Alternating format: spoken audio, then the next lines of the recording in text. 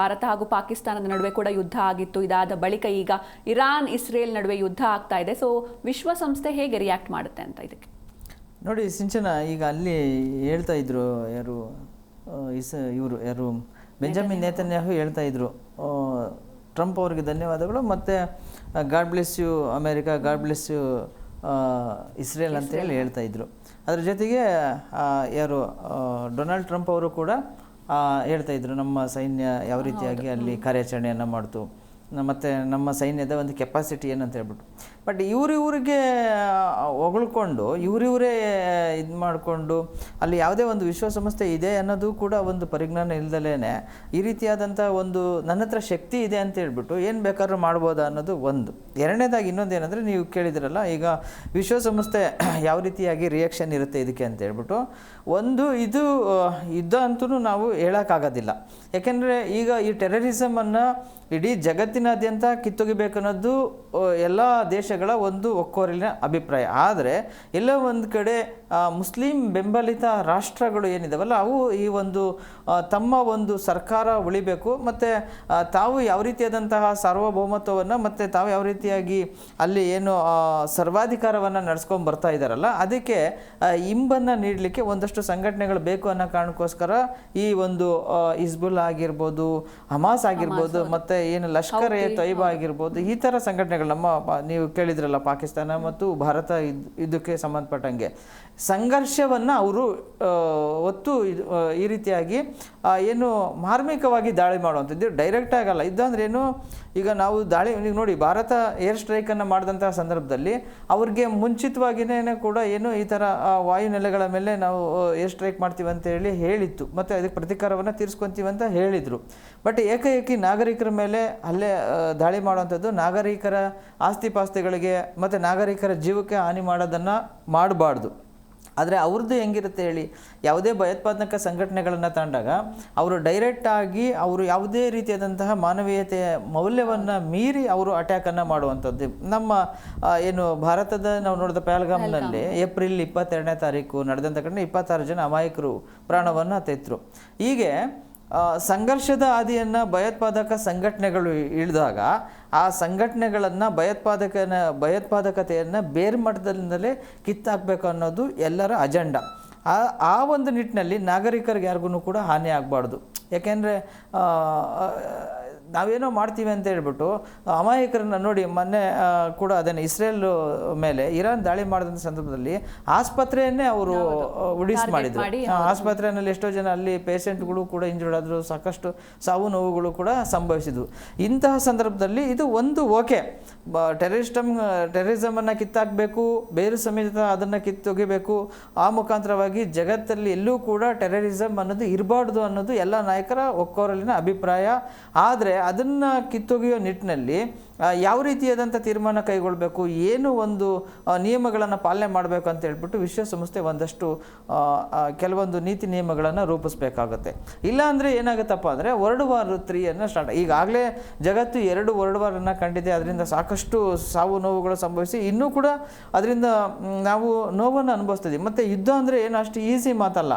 ತುಂಬ ಆರ್ಥಿಕವಾಗಿ ಆ ದೇಶದ ಮೇಲೆ ಭಾಳ ಹೊಡೆತ ಬೀಳುತ್ತೆ. ನೋಡಿ ಇವಾಗ ಇಸ್ರೇಲ್ ತನ್ನ ಆಲ್ಮೋಸ್ಟ್ 90% ವೆಪನ್ಸನ್ನು ಖಾಲಿ ಮಾಡ್ಕೊಂಡಿದೆ.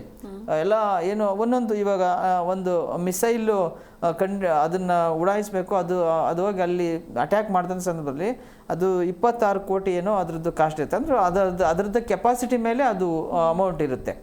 ಹೀಗೆ ಯುದ್ಧಕ್ಕೆ ಅಂತಲೇ ಶಸ್ತ್ರಾಸ್ತ್ರಗಳಿಗಂತಲೇ ಒಂದಷ್ಟು ಹಣವನ್ನು ವ್ಯಯ ಮಾಡಿದಾಗ ಬಟ್ ನಾಗರಿಕರ ಪರಿಸ್ಥಿತಿ ಏನಾಗುತ್ತೆ ನೋಡಿ. ಫಾರ್ ಎಕ್ಸಾಂಪಲ್ ನೀವು ಪಾಕಿಸ್ತಾನನೇ ತಗೊಳ್ಳಿ.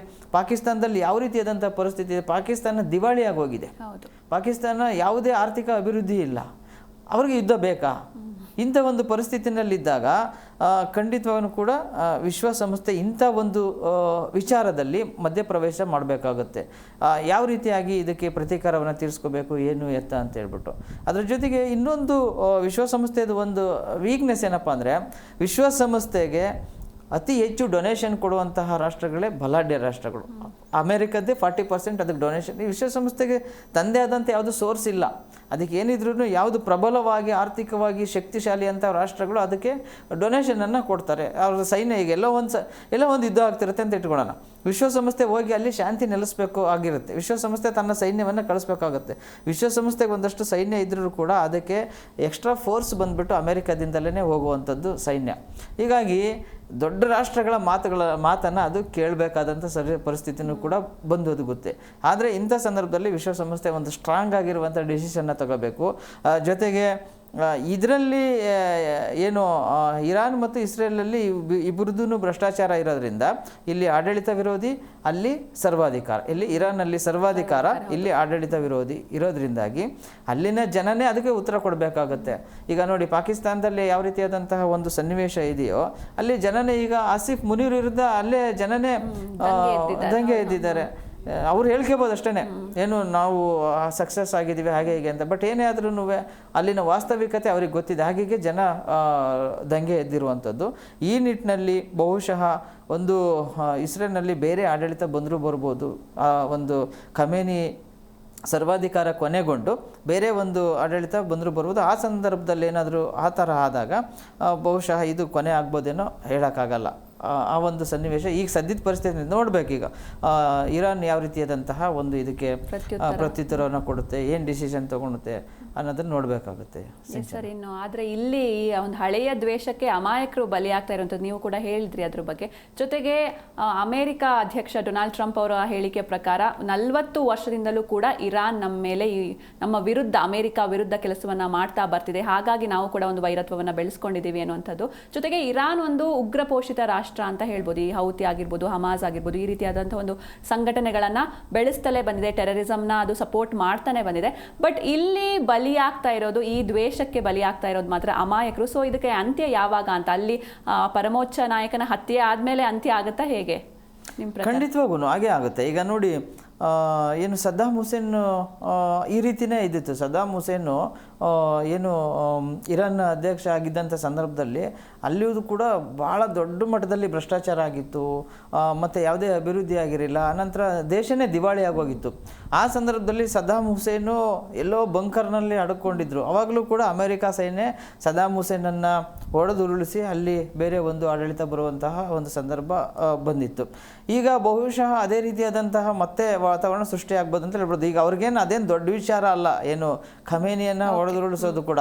ಅವರು ಕೂಡ ಹೇಳಿದರು ಏನಂತ, ಖಮೇನಿ ನಮ್ಮ ಫಸ್ಟ್ ಟಾರ್ಗೆಟ್ ಅಲ್ಲ, ಖಮೇನಿ ಎಲ್ಲಿದ್ದಾರೆ ಅಂತ ನನಗೆ ಗೊತ್ತಿದೆ, ಆದರೆ ನಾವು ಇವಾಗ ಖಮೇನಿಯನ್ನು ಹತ್ಯೆ ಮಾಡಲ್ಲ ಅಂತ ಹೇಳ್ತಾರೆ. ನೋಡಿ, ನೀವು ಯೋಚನೆ ಮಾಡಿ, ಹಂಗಾದ್ರೆ ಎಷ್ಟು ಮಟ್ಟಿಗೆ ಇವರಿಗೆ ಇನ್ಫಾರ್ಮೇಷನ್ ಇದೆ, ಎಷ್ಟರ ಮಟ್ಟಿಗೆ ಇವರು ನೇರವಾಗಿ ಹೇಳ್ತಾರೆ ಅಂತ ಅಂದಾಗ ಅದೆಲ್ಲನೂ ಇರುತ್ತೆ. ಆದರೆ ಅದಕ್ಕೆ ಬಹುಶಃ ಖಮೇನಿಯ ಒಂದು ಹಂತೆ ಆಗ್ಬೋದು, ಬೇರೆ ಒಂದು ರೆಜಿಮಲ್ಲಿ ಸೃಷ್ಟಿ ಆಗುವಂಥ ಸಾಧ್ಯತೆಗಳು ಕಾಣಿಸ್ತಾ ಇದೆ ಸಿಂಚನ ಸದ್ಯದ ಮಟ್ಟಿಗೆ. Yes sir. ಇನ್ನು ಇಷ್ಟೊತ್ತು ನಮ್ಮ ಡಿಸ್ಕಷನಲ್ಲಿ ಭಾಗಿಯಾಗಿದ್ದಕ್ಕೆ thank you so much. Yes, Iran ಹಾಗೂ ಇಸ್ರೇಲ್ ನಡುವೆ ಯುದ್ಧ ದಿನದಿಂದ ದಿನಕ್ಕೆ ತಾರಕಕ್ಕೇರ್ತಾ ಇದೆ. ಇದರ ನಡುವೆ ವಿಶ್ವದ ದೊಡ್ಡಣ್ಣ ಕೂಡ ಎಂಟ್ರಿಯನ್ನ ಕೊಟ್ಟಾಗಿದೆ. ಇನ್ನೆಷ್ಟು ತೀವ್ರತೆಗೆ ಈ ಯುದ್ಧ ಹೋಗುತ್ತೆ ಅಂತ ಕಾದ್ ನೋಡ್ಬೇಕು.